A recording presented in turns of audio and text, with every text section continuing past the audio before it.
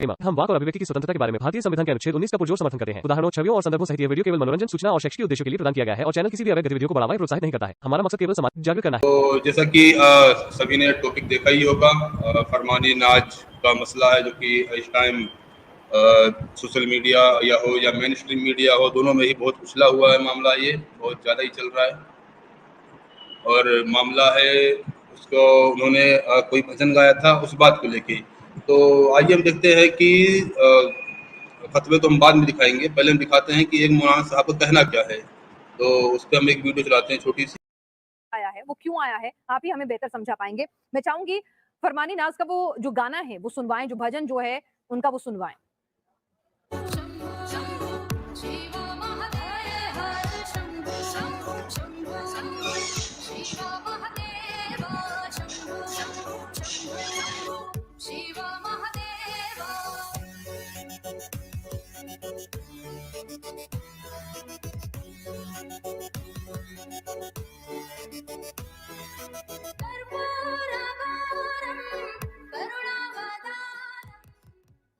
अली साहब, आप भी सुन रहे होंगे, आखिर बता दीजिए फरमानी नाज ने ऐसा क्या गलत कर दिया इस्लाम के लिहाज से? हिंदुओं के भजन गाना गुनाह है, गाना गुनाह है, क्या गलती है, क्यों फतवा आ गया उनको? हाफिज नूर अहमद अजहरी साहब, आप मुझे सुन पा रहे हैं? जी सुन रहा हूँ जी जी, मैंने आपसे सवाल मेरी आवाज आ रही है? जी आ रही है। आपको मेरा सवाल पहुंचा अब तक? मैं ये पूछना चाह रहा था, ये फतवा कहाँ से साबित हुआ है? देवबंद से जाहिर हुआ, देवबंद से। क्या कहा उन्होंने फतवे में? जी, उन्होंने फतवे में क्या कहा है? फतवे में क्या कहा है? ये फतवा तो उनके पास जारी हुआ है, उसमें उन्होंने गाने के लिए मना किया है कि भजन उन्हें नहीं गाना चाहिए था। तो इस्लाम में भजन ही नहीं, इस्लाम में कोई किसी भी गाने की इजाजत नहीं है। इस्लाम में ढोल तमाशे की किसी तरह की इजाजत नहीं है। तो वो तो इस्लाम में इजाजत ही नहीं है। अच्छा, उसमें फतवे की जरूरत क्या है? वो तो पहले से ही मशहूर जमाना बात है। यानी इस्लाम गाने की इजाजत नहीं देता। इस्लाम जो मज़ामीन के साथ जिस तरह से गाने गाए जाते थे, जिस तरह से बॉलीवुड हॉलीवुड में तरीकेकार है। नहीं, मोहम्मद रफी भी तो कितने भजन गाते थे, कितने सारे उनके भजन जो हैं, तो वो भी गलत था। वो भी इस्लाम के। मोहम्मद रफी को किसी ने अल्लाह का वली थोड़ी ना कह दिया। अच्छा, मोहम्मद रफी ने गाए हैं तो मोहम्मद रफी के लिए किसी ने नहीं कहा इन्होंने जायज काम किया, उन्होंने भी नाजायज काम किया। क्या हिंदू देवी देवताओं के लिए जो मुस्लिम समुदाय के लोग भजन लिखते थे, उनकी धुन बनाते थे, वो भी गलत था या बनाते हैं अभी भी या लिखते हैं? देखिए वो तो धुन बनाना तो इस गुनाह की बुनियाद है। अच्छा, और लिखना? धुन बनाने वाला भी इसका गुनहगार है। और अगर कोई हिंदू देवी देवताओं के गाने लिखता है तो वो भी गुनहगार है, कोई मुसलमान? मैंने आपसे कहा ना, देखिए हमारे यहाँ अल्लाह, उसके रसूल, उसके फरिश्तों पर यकीन करने वालों को मुसलमान कहते हैं जी। अल्लाह के सिवा कोई इबादत के लायक नहीं। जो हमारा कलमा है ला इलाहा इल्लल्लाह मुहम्मद रसूलुल्लाह, अल्लाह के सिवा कोई माबूद नहीं, कोई इबादत के लायक नहीं, और मोहम्मद अल्लाह के रसूल है। लायक मत बोलिए, क्योंकि देखिए सुनिए ना, लायक मत बोलिए, कहिए इजाजत नहीं, क्योंकि लायक मेरे लिए मेरा भगवान कितना लायक है ये मैं जानती हूँ, आपके लिए आपका अल्लाह कितना लायक है ये आप जानते हैं, तो कम से कम लायक शब्द का इस्तेमाल नहीं करिए आप। हाँ बोला, जैसे कि भी आप लोगों ने वीडियो को देखा ही होगा, उसमें वैसे एक और हजरात हैं, उनकी बात को नहीं शामिल किया गया है, क्योंकि मैंने उस चैनल की कटिंग डाली, मतलब एक वीडियो में से कटिंग करके डाला हूँ। उसमें एक तो ये मौलाना साहब है जिन्होंने एकदम ईमानदारी और बेबाकी से अपनी राय दी, ठीक है। वहीं दूसरे एक और साहब जिनकी बात नहीं शामिल की गई है। अब जिन मौलाना साहब की बात शामिल की गई है उनकी बात बुरी तो है लेकिन सच्ची है, और जो दूसरे हजरात थे उनकी बात अच्छी तो है लेकिन सच्ची नहीं है। वो अहले 24 फिरका से ताल्लुक रखने वाले हैं कि जो दिन में आएगा उसको नहीं मानना है। हाँ, क्योंकि ऐसा है ना कि लेफ्ट हो या राइट हो, ईस्ट हो या वेस्ट, बंदा किसी भी तरफ जाए बस ये रहता है किसी भी हिसाब से किसी न किसी को ईमान में लेके आए। तो ऐसी बातें बोले जिससे कि लोग इम्प्रेस हों और ईमान में दाखिल हों। अभी मैंने ये वीडियो डाली थी, कुछ लोग मौलाना को गाली दे रहे थे, जबकि मैं चाहता था कि लोग इन मौलाना साहब को गाली ना दे बल्कि तारीफ करें इनकी ईमानदारी के लिए। इन्होंने वही बोला जो इस्लामिक रवैया है। रहा था फरमानी नाज को लेकर जो नसीहत आई है उसमें उन्होंने कहा कि देखिए ये इस्लाम के खिलाफ है, तौबा करना चाहिए, इस्लाम में गाने की इजाजत नहीं है। उन्होंने ये भी कहा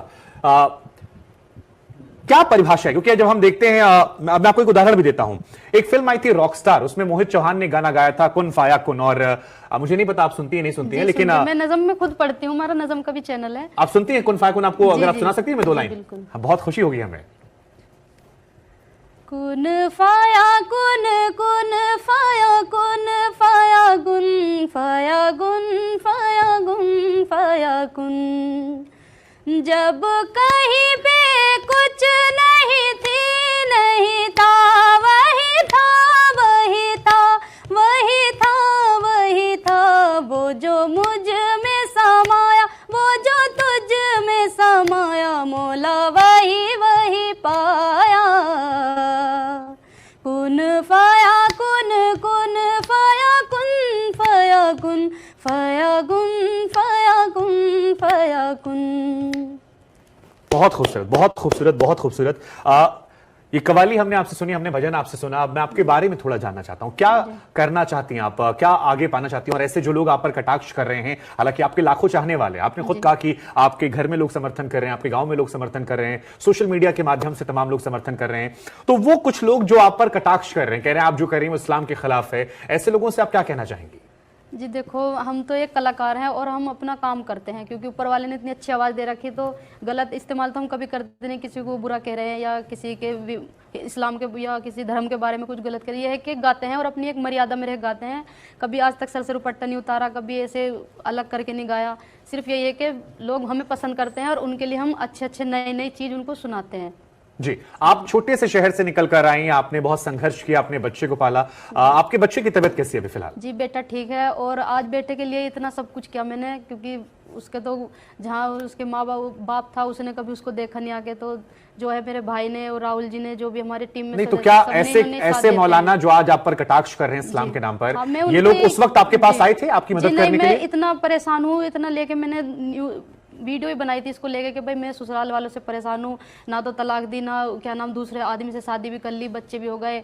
उसके लिए उसे पे क्यों सवाल नहीं उठाते कि भाई ऐसा क्यों किया? मैं मुस्लिम नहीं हूँ, वे भी मुस्लिम है, उनको कहना चाहिए कि भाई हमारी बेटी है, इसके बाद इसको ऐसा क्यों किया, लेकिन उनको कोई कुछ नहीं कहता। मैंने आज गाना गा दिया तो पता नहीं जो है कुछ है जो ऐसा बोलते हैं, बाकी ये नहीं कि मैं सबको नहीं कह रही कि सब कहते हैं, बस कुछ लोग हैं जो मुझे इतना गलत कह रहे हैं या ऐसा बोल रहे हैं। नहीं, तो उस दौर में जब आप परेशान हो रही थी, आपके पति का कहीं और अफेयर चल रहा था, क्या आप ऐसे मौलानाओं के मौलवियों के पास गई थी कि आप धर्म के बारे में बात करते हैं, समझाइए मेरे पति को या सही रास्ते पर लेकर आइए, एक लड़की के साथ गलत हो रहा है, आपने अपनी फरियाद उनको सुनाई थी? जी मैंने सुनाया था, जो थे कि मुसलमान ही थे। मैंने कहा जो वकील साहब हमारे भी मुसलमान थे, कह रहे कि कोई नहीं है तो जायज़ है, हमारे यहाँ पे इतने शादी जायज़ है। कैसे थोड़े जायज़ है कि दूसरी बीवी है, बच्चा है, जब भी दूसरी शादी कर लो, तो उसमें केस भी चल रहा हमारा, तो भी कुछ नहीं हो पाया। कितनी तकलीफों से आप गुजरे, और आप जब यही लोग कटाक्ष करते हैं, जब आपने बेटे के लिए आपने इतना कुछ हासिल कर लिया, आपकी अपनी पहचान बन गई, तो आज वो लोग जो उस दौर में आपके संघर्ष में साथ नहीं खड़े थे, आज जब कटाक्ष करते हैं तो फिर क्या कहना चाहेंगी? क्योंकि आप जो कहेंगी वो सिर्फ आपके लिए नहीं है नाज, वो आप जैसी तमाम लड़कियां होंगी जो उन्हें प्रेरणा देगा। जी जी बहुत हैं, इतनी दुखी हैं ये, और हमारे धर्म में तो इतना चल गया ये कि बीवी होते सिवाते भी दूसरी औरतों के पीछे पहले भाग ले, शादी भी कर ले, लेकिन उनके ऊपर कोई विवाद ही नहीं उठता।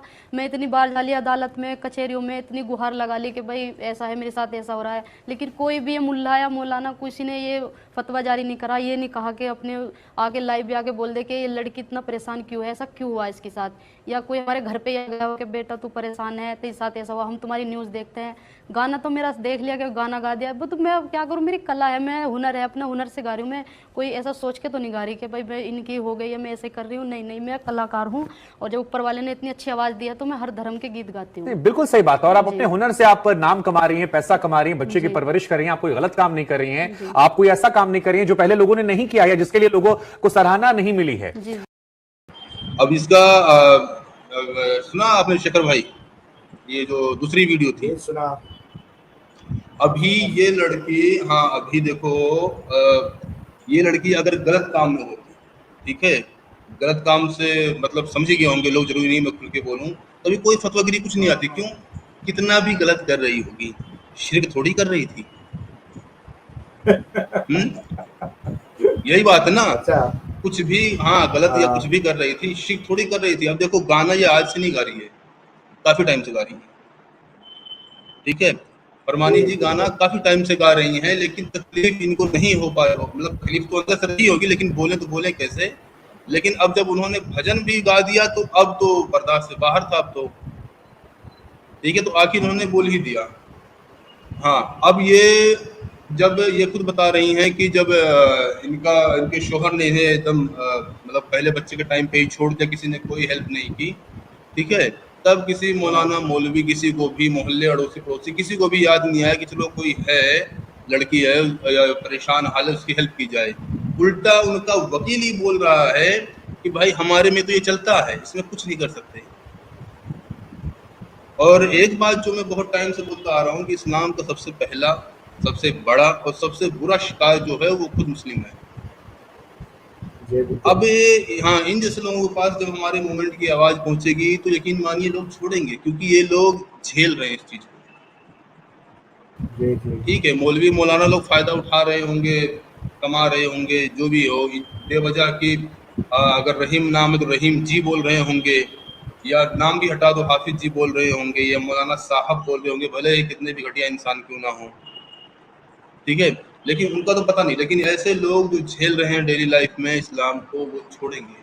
और यही वजह है कि मैं साहिल भाई के चैनल पे भी बार बार ये बात बोलता था कि हमें इस्लाम की अंदरूनी बातों को फैलाने से ज़्यादा इस बात को फैलाना है कि हाँ, लोग इस्लाम छोड़ रहे हैं।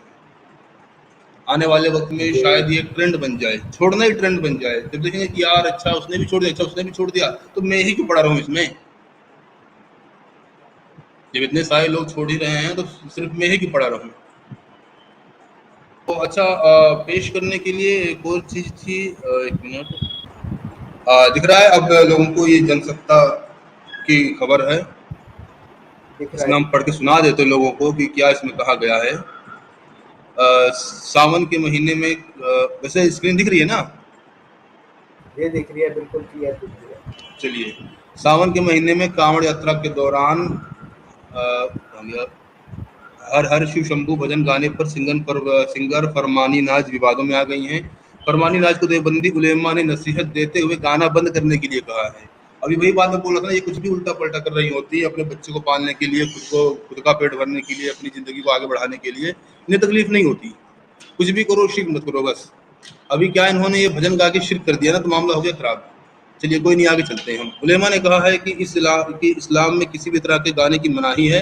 हालांकि फरमानी नाज जी और उनकी माँ ने उलेमा को जवाब दिया है। अच्छा, आप देखते हैं उलेमा ने क्या बोला है, उलेमा लोग क्या बोले हैं।